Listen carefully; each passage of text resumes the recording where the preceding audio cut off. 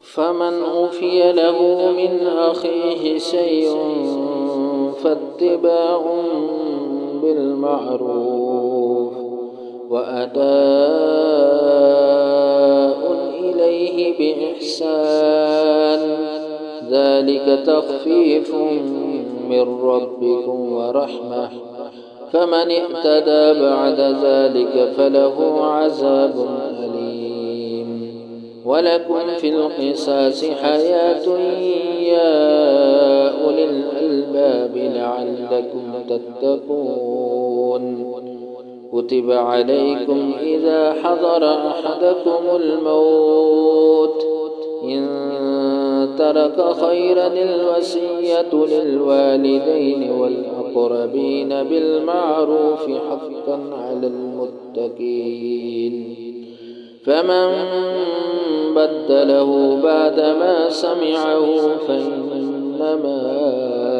إثمه على الذين يبدلونه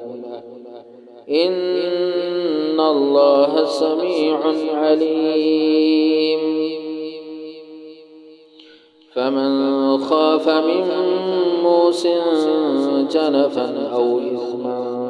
فأصلح بينهم فلا إثم عليه إن الله غفور رحيم يا أيها الذين آمنوا كتب عليكم الصيام كما كتب على الذين من قبلكم لعلكم تتقون أياما معدودات فمن كان منكم مريضا أو على سفر فعدة من أيام أخر وعلى الذين يطيقونه فدية طعام مسكين فمن تطوع خيرا فهو خير له وأن تصوموا خير لكم إن كنتم تعلمون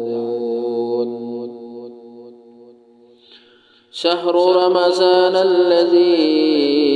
أنزل فيه القرآن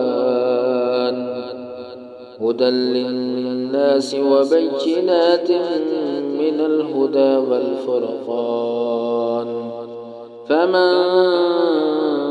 شهد منكم الشهر فليصم